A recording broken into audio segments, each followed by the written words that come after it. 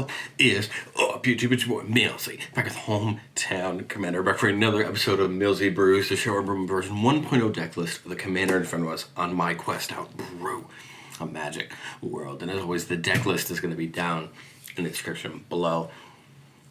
Today we're continuing precon week for Fallout, and today we're looking at Dr. Madison Li. This is a deck that I think is kind of interesting, and what I like about it is it takes a archetype that really hasn't been supported and gives it some love. Dr. Madison Li is a 3-mana 2/3 human scientist. Says whenever we cast an artifact spell, we get an energy counter. Energy counters from Kaladesh and Aether Revolt are back. We can tap her to pay 1 to give a creature +1/+0 trample and haste until end of turn. Tap her and pay 3 energy to draw a card, and tap and pay 5 energy to return target artifact from our graveyard back to the battlefield. So obviously we were playing a deck that cares about energy, so we're going to try to make energy. We're going to potentially look at some ways we can try to make more than one energy at once to take advantage of that, whether it's doubling the amount of energy we make or just adding 1 to it every time we make it. We're going to use the energy for things as well as have things happen every time we generate or use energy, and try to build a game plan for us getting in towards ending the game. Well, there's plenty of ways to make energy, but there's a couple really easy ways to make energy, and a lot of them revolve around creatures either coming into the battlefield or artifacts coming in. Decoction module says whenever another creature comes in, we get an energy. We can pay it forward to bring something back to our hand. Air of Innovation says whenever an artifact or an artificer comes in, we can pay 1. If we do, we get 2 energy. And for 6, we can sack it and draw 3 cards. And then Eighth Torch Renegade makes 4 when it comes in, and we can tap it and pay energy to deal damage. Assaultron Dominator gets 2 when it comes in, and whenever it attacks, we can whenever an artifact creature we control attacks, we can pay energy, and if we do, put a counter on it. Whirler Virtuoso makes 3 when it comes in, and we can pay 3 to make a Thopter. And then the Motherlode, when it comes in, we choose target opponent and get amount of energy equal to the number of non-basic lands that player controls. And then when it attacks, we can pay 4. If we do, it says destroy target non-basic land defending player controls, and creatures that player controls without flying can't block this turn. Could be potentially a big way to get creatures in. Well, as you can see, some of those cards cared about either themselves entering or other things entering, so you can use things like Panharmonicon to double those triggers and get more that way. We can use things like Saheeli to make tokens that are copied of those creatures or artifacts and that are coming in, and get more energy sustained that way. Or something like Lae'zel, every time we give ourselves one of those energy counters, we're getting an additional one. We're also trying out Thoughts of Deep Dwelling as well to, again, at the end of every turn, bounce one of those creatures that get it when it comes in, and generate more and more each turn. But okay, how are we going to spend energy? We're going to get all this energy, and not just with Dr. Madison's ability, but we also want to spend it elsewhere. Well, with the T45 Power Armor, at the beginning of our upkeep, we can pay energy. If we do, we untap the equipped creature and put a Menace, Trampler, Lifelink counter on it. And that can be a fun piece of equipment to really soup a creature up. Consulate Surveillance gives someone it comes in, but we can pay 2 energy to prevent all damage that would be dealt to you by a source of your choice. This can help us in combat if a big creature tries to get in. And then Plasma Caster can allow us to protect the creature that's attached to, potentially exiling a creature that's trying to block it. But getting into our payoffs, we have things like Brotherhood Scribe, which taps for a energy, but only if we have 3 or more artifacts. But whenever we get 1 or more energy, creatures that we control get +1/+1 on a turn. This can take some of the tokens that we're making from some of these other things and really souping them up. Lightning Runner allows us to get 2 energy when we attack, but we can pay 8 of it. If we do, we untap all creatures to get additional combat.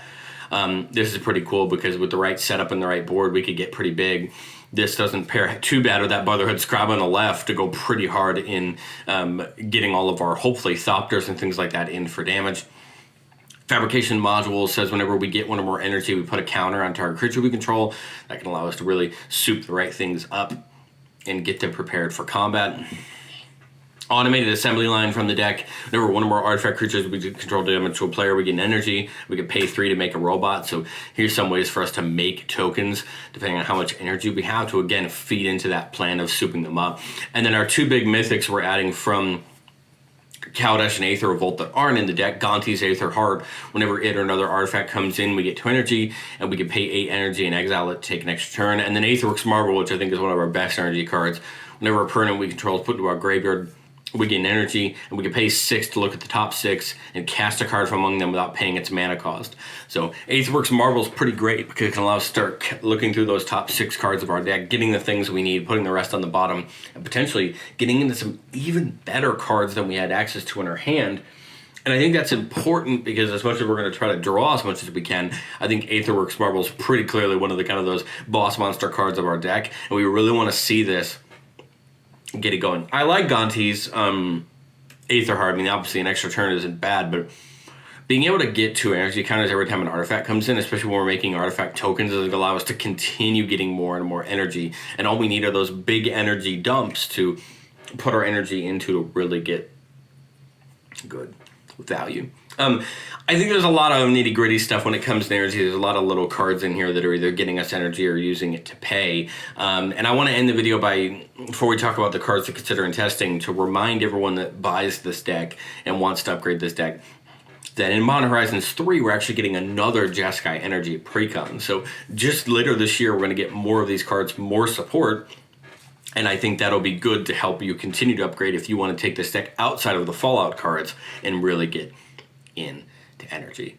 But of course, like I've said before, version 1.0 deck list means we're going to miss some things, and some things couldn't make it. So 3 cards I think you should take advantage of when you look into testing the deck and think about is Inexorable Tide, where you cast a spell, Proliferate, gives us more energy counters. That way, whenever we cast a spell, Teleportation Circle kind of plays that same role as Thassa, but give you another one to use things like Whirler or Virtuoso and those things that when they come in make energy, just to bounce them every turn to get more energy.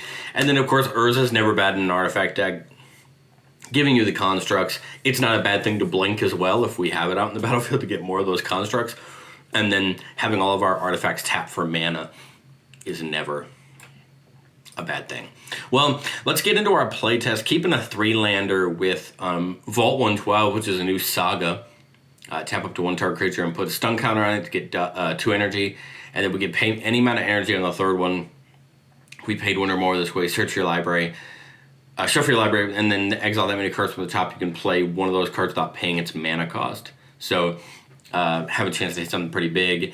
And then Confiscation Coup, which is kind of interesting card. We can choose target artifact or creature, get 4 energy, and then pay an amount of energy, go to that permanent's mana cost. If we do, we gain control of it. Kind of an interesting card that could potentially take something from our opponents, but I like it. 3 lands means we're going to get to Madison Li on turn 3, which is kind of what we're going to do. Well, Fellwar Stone's pretty good. I think Path of Ancestry and Glacial Fortress are probably going to come in tap no matter what. So I kind of like the idea of getting the Path of Ancestry in tap first. This means that whenever we cast Dr. Madison Li, we're always going to scry. Sai is pretty great. This is going to be one of the ways we're going to try to get those Thopters. We can buff with all of those abilities. I kind of like getting Spire of Industry here and then getting that Fellwar Stone down. We really don't particularly care too much about the Fellwar Stone color at the moment, because as soon as we play this, as soon as we get another land down, here I apologize. We really want this to be one of our 3 colors, which is more than likely. If not, we'll just have to wait a turn to play Madison Li. But if someone doesn't have our colors and this fortress has to come and tap next turn, we can just play Sai or something instead. It's not like we're domed if not. Put the Glacial Fortress in tapped, because of course we don't have a Planeswalker Mountain. We have 3 mana. I kind of like the idea of Sai here this turn. If we don't have the colors, if we do have the colors, we play Madison so that way we can get the energy. But let's say we don't. Let's say our opponents don't have our colors, or at least any of our relevant colors on the off chance. Again, I highly doubt it, but let's say they don't. So versus Goldfish, we get Sai down past turn. Now we have 4 mana. I can actually Arcane Signet here, and it kind of stinks. I would rather play Li first and then Arcane Signet, but that unfortunately isn't the way it works. But here we still get the Thopter. We can get Li down and start having the option to start paying the energy later. And we gained 1 Thopter for the trouble. And remember, for 2 mana, we can sack them with Sai to draw cards. Here we see Aetherworks Marvel, which is great. This is kind of what we want to get set up at some point. The only problem is right now it's not as big of a buff as I'd hope. We can get the caster and like Prismari command if we want to, or we can get the Wanderglyph working, which is a card I really like. This gets us a Thopter off the side, and is going to start making us little gnomes on everyone's turn. And as soon as we get up to the Ascend, then all of our artifact creatures to get +2/+2, meaning all those Thopters and all of the other little artifact creature tokens that all the rest of some of our other energy payoffs make are going to get buffed. This gets us an energy, so we're up to 2. Sai made a Thopter. We can try to get a swing in if we can, but otherwise we could tap now to give something trample or pay 3 to draw a card. Again, we're just building up energy here for Madison Li to start using. We draw the Perdwin Steel Flagship. Whenever another non-token artifact enters the battlefield under control, we create a token with it gets +2/+2 as long as an artifact entered the battlefield this turn. I like this a lot. It's going to take a teeny bit of setup here because we're a mana off, but I really like it. I kind of like the idea of getting the caster down here, getting another energy, and then probably Prismari command. Here I'd probably draw 2, discard 2, and make a treasure. Just because we want to kind of work our way through some of our cards. We find Thunderhawk Gunship, a way to give all of our creatures flying until end of turn, and as an artifact, and then Electro Siphon to counter a spell. Leaves us in a kind of awkward position between Flagship and Gunship. I like the Gunship a little bit more, giving the flying, but I do also like the Flagship. It's a good creature. They both crew for 2, but the Gunship does come with a couple tokens. And then I think I'll just pitch the coup could be good, but I also see the Simulacrum being good, so I'd probably pitch that for now.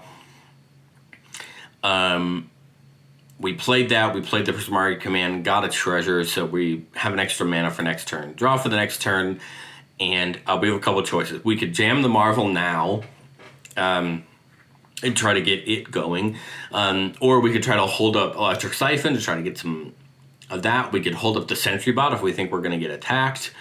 There's a lot of ways this turn could go. At 6 mana, we've gotten a couple gnomes at this point off of Wanderglyph, so we're probably at Ascend, meaning our artifact creatures are going to get pretty good. I kind of like the idea of... I actually just realized we can use Li once we get up to 5 mana to get that Perdwin back, so it probably would have made more sense to pitch the Gunship and it. But I kind of like the idea of the Gunship here. It gets us another treasure, it gets us another energy, gets some creatures down, and it can get our creatures into the air. And we can make an attack here maybe with the gnomes if we have a good attack. Otherwise, I think I might just wait the turn. Again, the Gunship came with 2 tokens, so it can get crewed this turn. This turn, of course, we're going to use one of the gnomes to crew the Gunship, and we might have we're going to have a big flying attack in the air. Kind of like the idea of playing the Vessel to get another Thopter. Maybe try to get the caster on Wanderglyph, maybe, to put it from a 4/4 up to a 5/5 would be my guess here. And then we move to, we crew the Gunship with one of the Astartes, move to combat, take a big swing here. Again, Gunship's going to put everything in the air, take a big attack. I've used, 1, 2, 3 of my mana? I've got 2 mana left. Meaning that if somebody tries to attack back, we can use the Sentry Bot from our hand to get us in a blocker. And again, I like this board state here. We have a couple mana up to try to do this if we want to in a later turn. Now we could probably get Marvel down and start getting the energy towards casting our big spells out of our library if we want to do that, or start getting things for free.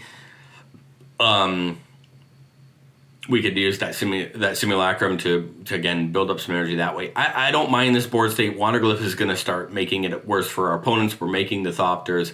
I think this is where I'd want this deck to go. Make a decent board state where we can use our energy for something. I'm really sad we didn't see more energy payoffs. But again, Madison Li's a great one in her own right because she can draw that card or start bringing things back, which I really like. If somebody kills the Wanderglyph, if somebody kills the Gunship, we just bring it back with that pay 5 energy and bring it back in tapped. In fact, maybe this turn, if I didn't have anything for all the energy, we bring Perdwin back and be able to set it up for next turn to get, crewed by one of the other, gnomes that we make. And now we have a couple big flying vehicles in the air. So let me know what you all think of Dr. Madison Li down in the comment section below. It's an interesting deck. I think it looks kind of fun. And I think there's probably a way to min-max it. But I'm kind of intrigued to see with this deck. If I had this deck, I would be kind of doing my best to find something I like, but also kind of keeping in the back of my mind that in Modern Horizons 3, we're going to get more energy support, and that would make me really happy and would make me want to buy this deck. But thank you guys so much for watching, and I will catch you guys next time.